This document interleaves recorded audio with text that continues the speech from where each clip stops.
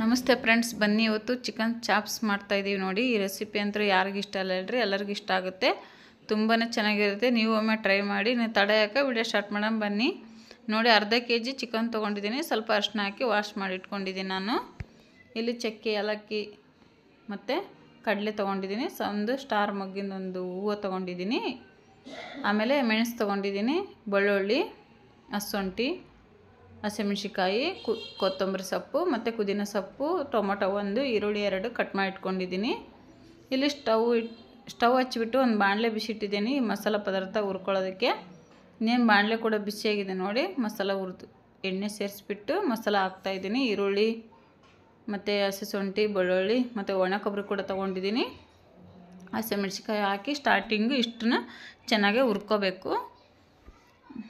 ಈ ಚಾಪ್ಸ್ಗೂ ಇಡ್ಲಿ, ದೋಸೆ ಎಲ್ಲದ್ರ ಜೊತೆನೂ ತುಂಬ ಚೆನ್ನಾಗಿರುತ್ತೆ. ರೈಸು ನಾನಿಲ್ಲಿ ಸ್ವಲ್ಪ ಹುರ್ಗಡ್ಲೆ ತೊಗೊಂಡಿದ್ದೀನಿ. ಚಾಪ್ಸ್ ಥಿಕ್ನೆಸ್ ಚೆನ್ನಾಗಿ ಬರಲಿ ಅಂತ ಹೇಳ್ಬಿಟ್ಟು ಒಂದು ಟೊಮೊಟೊ ಕೂಡ ತೊಗೊಂಡಿದ್ದೀನಿ. ಅದು ಕೂಡ ಸೇರಿಸಿ ಚೆನ್ನಾಗಿ ಹುರ್ಕೊತಾ ಇದ್ದೀನಿ. ನಾವು ಈ ಮಸಾಲ ಪದಾರ್ಥ ಏನು ಹಾಕಿವಂದರೆ ಚಕ್ಕೆ, ಏಲಕ್ಕಿ, ಲವಂಗ ಮತ್ತು ಕನ್ಫ್ಯೂಸ್ ಮಾಡ್ಕೋಬೇಡಿ, ಹುರ್ಗಡ್ಲೆ, ಮೆಣಸು ಹಾಕಿದ್ದೀವಿ. ಸ್ಟಾರ್ ಮಗ್ಗಿಂದು 2 ಹೂವು ಹಾಕಿದ್ದೇವೆ ಅಷ್ಟೇ, ಬಿಟ್ಟರೆ ಇನ್ನೇನು ಹಾಕಿಲ್ಲ. ನೋಡಿ, ಈ ರೀತಿ ಹುರ್ಕೊಂತಾನೆ ಕೊತ್ತಂಬರಿ, ಪುದೀನ ಕೂಡ ಸೇರಿಸ್ಕೋಬೇಕು. ಆಮೇಲೆ ಒಣ ಕೊಬ್ಬರಿ ತೊಗೊಂಡಿದ್ವಲ್ಲ ನಾವು, ಒಣ ಕೊಬ್ಬರಿ ಸ್ವಲ್ಪ ಅದು ಕೂಡ ಸೇರಿಸ್ಕೊಂಡು ಇದು ಸ್ವಲ್ಪ ಬಾಡಬೇಕು. ಆ ರೀತಿ ಹುರ್ಕೋಬೇಕು. ಈ ರೀತಿ ಹುರಿದು ಮಾಡಿದ್ರಿಂದ ಚಾಪ್ಸು ತುಂಬಾ ಚೆನ್ನಾಗಿ ಬರುತ್ತೆ. ಚಿಕನ್ ಚಾಪ್ಸ್ ಅಂದರೆ ಯಾರಿಗಿಷ್ಟ ಇಲ್ಲ ಹೇಳ್ರಿ, ಮನೆಯಲ್ಲೇ ಸುಲಭವಾಗಿ ಮಾಡುವಂಥ ರೆಸಿಪಿ ಇದು. ಖಂಡಿತವಾಗ್ಲೂ ಒಂದು ಸತ ಟ್ರೈ ಮಾಡಿ ಹೇಗೆ ಬಂತು ಅಂತೇಳ್ಬಿಟ್ಟು ನಮಗೆ ಕಮೆಂಟ್ ಮಾಡ್ದಾನ ಮರಿಬೇಡಿ. ಹಾಗೆ ವಿಡಿಯೋಕ್ಕೊಂದು ಲೈಕ್ ಕೂಡ ಕೊಡಿ ಅಂತ ಹೇಳ್ತಾ, ನೋಡಿ ಇಲ್ಲಿ ಇಷ್ಟರ ಮಟ್ಟಿಗೆ ನಾವು ಹುರ್ಕೊಂಡಿದ್ದೀವಿ. ನೀವು ನೋಡುತ್ತಾ ಇರ್ಬೋದು. ನಾವು ಕೊತ್ತಂಬರಿ ಸೊಪ್ಪು, ಪುದೀನ ಸೊಪ್ಪು ಕಾಣ್ತಾನೆಲ್ಲ ಆ ರೀತಿಯಾಗಿದೆ. ಇವಾಗ ಒಂದು ಪ್ಲೇಟ್ಗೆ ಎತ್ತಿಟ್ಕೊಂಡ್ವಿ. ತಣ್ಣಗಾಗಿದೆ ಮಸಾಲ.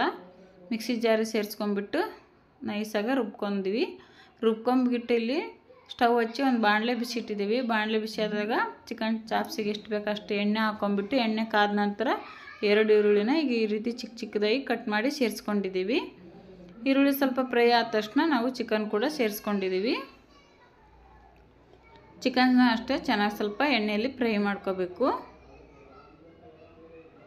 ಈ ರೀತಿ ನೋಡಿ, ಸ್ವಲ್ಪ ಎಣ್ಣೆಯಲ್ಲೇ ಚಿಕನ್ನು ಫ್ರೈ ಆಗಬೇಕು. ಆ ರೀತಿ ಫ್ರೈ ಮಾಡ್ಕೋಬೇಕು. ಈ ಮಸಾಲ ಈ ರೀತಿ ರುಬ್ಕೊಂಡಿದ್ದೀವಿ. ನಾವು ಸ್ವಲ್ಪ ನೈಸಾಗಿ ರುಬ್ಕೋಬೇಕು, ಜಾಸ್ತಿ ನೀರು ಸೇರಿಸಬಾರ್ದು.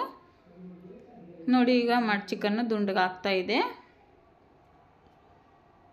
ಚಿಕನ್ನ ಹಸಿ ಇದ್ದಂಗೆ ಮಸಾಲ ಹಾಕಿದರೆ ಹಸ್ಗೆ ಆಗಿಬಿಡ್ತೈತಿ. ಅದಕ್ಕೋಸ್ಕರ ಎಣ್ಣೆಲಿ ಈ ರೀತಿ ಚೆನ್ನಾಗಿ ಫ್ರೈ ಮಾಡ್ಕೋಬೇಕು ಚಿಕನನ್ನು.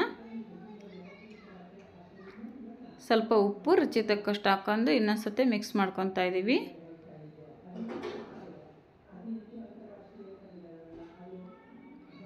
ಇವಾಗ ಒಂಚೂರು ಅರಿಶಿನ ಹಾಕೊಳ್ಳೋಣ.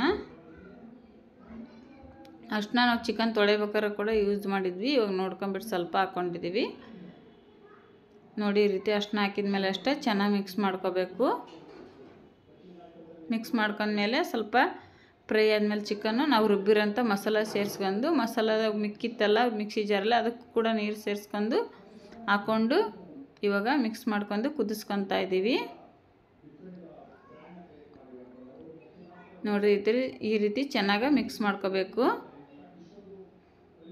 ಇವಾಗ ಕುದಿಯೋದಕ್ಕೆ ಬಿಡೋಣ. ಒಂದು 5 ರಿಂದ 10 ನಿಮಿಷ ಚೆನ್ನಾಗಿ ಕುದಿಸ್ಕೋಬೇಕು. ಉಪ್ಪು ರುಚಿ ತಕ್ಕಷ್ಟು ಹಾಕ್ಕೊಳ್ಳಿ. ನಾವು ಆವಾಗಲೇ ಒಂದು ಸ್ವಲ್ಪ ಹಾಕ್ಕೊಂಡಿದ್ವಿ, ಇವಾಗ ಒಂದು ಸ್ವಲ್ಪ ಹಾಕ್ಕೊಂಡಿದ್ದೀವಿ. ನೋಡಿ, ಚಿಕನ್ ಚಾಪ್ಸು ಕುದೀತಾ ಇದೆ.